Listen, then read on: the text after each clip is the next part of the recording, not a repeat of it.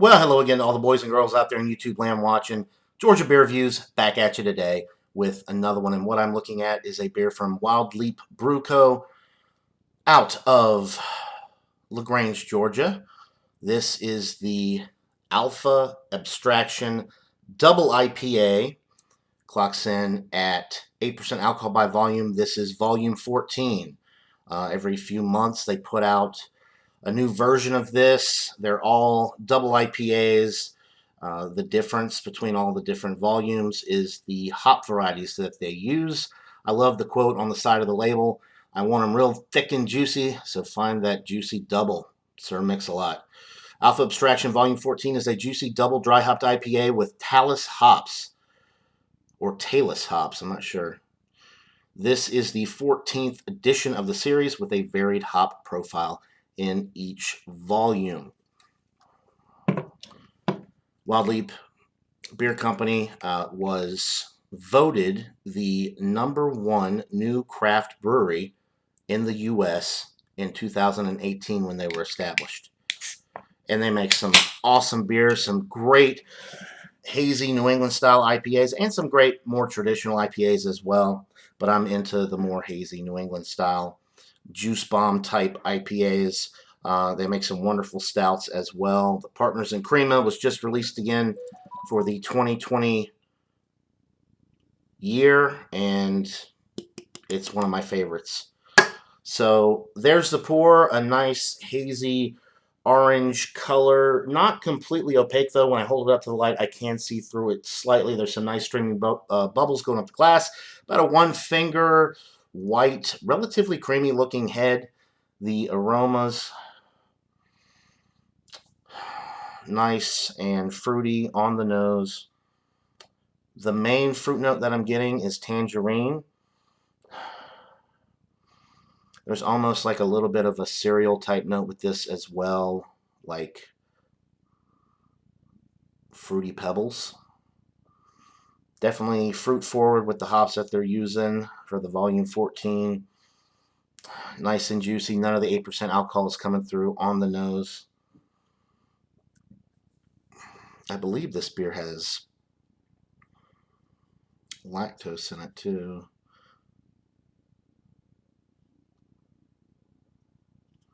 Actually, this one does not say that it has lactose in it. A lot of their beers, including their IPAs, they actually put lactose in to give it more of a creamy mouthfeel, which may seem strange for an IPA, but it works. They do a good job with it. This one does not have lactose, however. So it smells really good. Without further ado, let's get into this brew. Cheers, guys.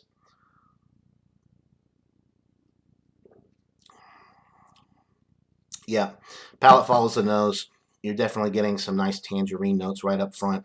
A little bit of that Fruity Pebbles type cereal note is there as well. Nice and bready in the middle of the sip. Some like wheat bread notes. I'm almost picking, actually I am, a little bit of grapefruit with this as well, but not nearly as pronounced as you would get with a West Coast style dank resinous type IPA. But there is a little bit of a grapefruit citrus note with this beer, which complements the tangerine notes quite nicely. This is a pretty light-bodied beer to be 8%. I'm going to say that it's on the high end of light. It's not quite into medium for me. But if you're not used to drinking some of these higher alcohol beers, especially IPAs, you might think that this is medium or even heavy body, depending on what your hop intake is. If you drink a lot of hoppy beers, IPAs, you might not think this is heavy or medium at all, as I don't. I think it's on the high end of light, getting towards medium, but not quite there. The finish with this is very crisp. It's clean. It's refreshing.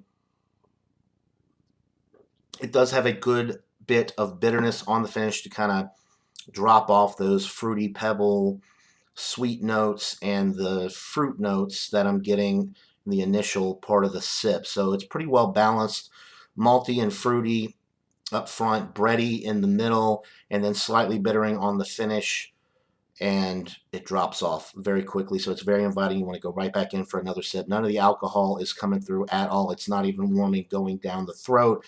So you could get into a lot of trouble with this at 8%.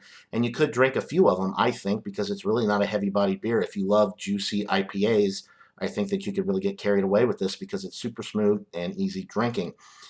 This is not my favorite of the Alpha Abstraction beers that I've had. The Volume 13 was really good. The 12 was good, probably slightly better than this, but I do really enjoy this.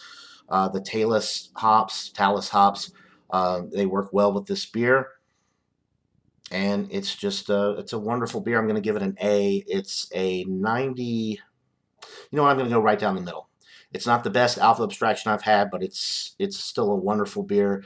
I'm going to say it's a 95 out of 100, a solid A must try for people that love juicy, hazy, more New England style IPAs. It's really a wonderful beer. And if you can get Wild Leap beers in your area, I definitely recommend checking it out. I always pick up the new Alpha Abstraction beers when I can. I was at the store the other day, and the guy that was working there told me that the Volume 15 is dropping next week, so I'll have to go back and buy the Volume 15 to see how that one stacks up against the others that I've had. So 95 out of 100 for the Wild Leap Alpha Abstraction Double IPA Volume 14. Buy it, try it, let me know what you guys think.